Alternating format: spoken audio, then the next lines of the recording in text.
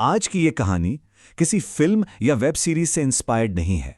ये एक real life incident है जिसमें पता है सब कुछ एकदम नॉर्मल लग रहा था जब तक सच सामने नहीं आया। और जब सच सामने आया ना तो सिर्फ एक जिंदगी नहीं बदली, पूरा सिस्टम हिल गया।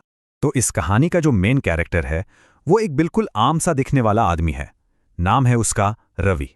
तो रवि कौन था? वेल, 28 साल का एक लड़का, एकदम सिंपल लाइफ। सुबह 9 से शाम 6 की जॉब, कोई क्रिमिनल बैकग्राउंड नहीं, कोई दुश्मन नहीं, कुछ भी नहीं। उसके आस पड़ोस के लोग तो उसे एक बहुत ही शांत, डिसिप्लिन्ड और ट्रस्टवर्दी इंसान मानते थे। उनकी नज़रों में तो वो द परफेक्ट नेबर था। तो उसके इस नॉर्मल सी लाइफ में सब कुछ ठीक चल रहा था, लेकिन फिर एक रात एक अजीब सी चीज़ होने लगी। एक ऐसी चीज़ जिस पर शुरू में किसी ने ध्यान ही नहीं दिया। एक पैटर्न जो हर रात बिना फेल खुद को दोहराता था। वो पैटर्न था रवि का फोन।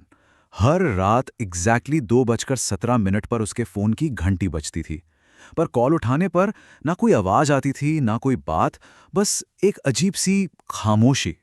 और अजीब बात यह है कि लगभग उसी टाइम उसी एरिया से धीरे धीरे लोग गायब होने लगे। अब देखो, पुलिस ने तो इसे कोइंसिडेंस बोल दिया, मीडिया ने भी छाप दिया कि शायद लोग खुद ही भाग गए होंगे, पर एक जूनियर ऑफिसर थी, इंस्पेक्टर मीरा, उसको इन सब में एक अजीब सा कनेक्शन, एक पैटर्न दिखा। उसने नोटिस किया कि हर मिसिंग रिपोर्ट फाइल होने से ठीक एक रात पहले रवि के फोन पर वही 2:17 AM वाली कॉल रजिस्टर होती थी। तो इंस्पेक्टर मीरा ने रवि का बैकग्राउंड चेक करवाया। पेपर्स पे तो सब कुछ एकदम क्लीन था, पर एक चीज थी जो बहुत अजीब थी। एक ऐसी चीज जो इस पूरी साफ तस्वीर में फिट नहीं बैठ रही थी। रवि के फोन पर सिर्फ इनकमिंग कॉल्स आते थे। उसके फोन से कभी कोई कॉल किया ही नहीं गया था। Outgoing calls 0। अब बस इस एक अजीब सी डिटेल ने इंस्पेक्टर मीरा का शक यकीन में बदल दिया, और इसी शक के बेसिस पर पुलिस ने रवि के घर की तलाशी लेने का फैसला किया। तो जब पुलिस रवि के घर पहुंची, वहां उन्हें कोई स्ट्रगल का साइन, मतलब कोई जोर जबरदस्ती का निशान, कुछ नहीं मिला। घर के अंदर सब कुछ, हर चीज अपनी जगह पर थी, एकदम साफ सुथरा, बिल्कुल सिस्टमैटिक, जैसे एक परफेक्ट नेबर का घर होता है ना, बिल्कुल वैसा। सब कुछ नॉर्मल लग रहा था, जब तक सर्च करते करते उन्हें बाथरूम के पीछे एक बंद दरवाजा नहीं मिला।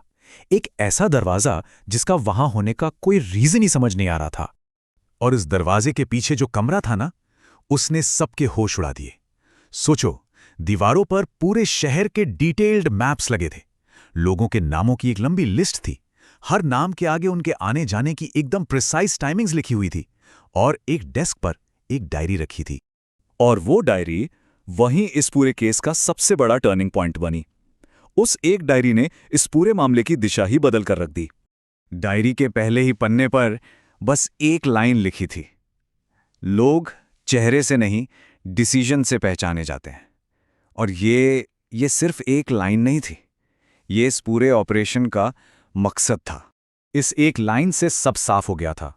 रवि कोई रैंडम किलर नहीं था, वो विजिलेंट जस्टिस में बिलीव करता था। मतलब ये एक ऐसी सोच है जहां कोई इंसान कानून को अपने हाथों में ले लेता है क्योंकि उसे लगता है कि जो ऑफिशियल लीगल सिस्टम है वो लोगों को इंसाफ दिलाने में फेल हो चुका है। तो रवि उन लोगों को टारगेट कर रहा था जिन्होंने सिस्टम का गलत इस्तेमाल किया था। ऐसे लोग जो लीगल कॉन्सिक्वेंसेस से, कानून की पकड़ से बच निकले थे, और उनका इंसाफ रवि अपने तरीके से कर रहा था।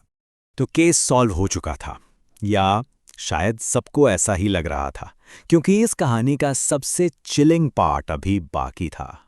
पुलिस ने रवि को अरेस्ट कर लिया, केस फाइल्स बंद हो गईं, ऑफिशियली ये केस क्लोज हो चुका था। लेकिन पूरी इंटेरोगेशन के दौरान रवि ने सिर्फ एक ही लाइन बोली, मैं अकेला नहीं हूं।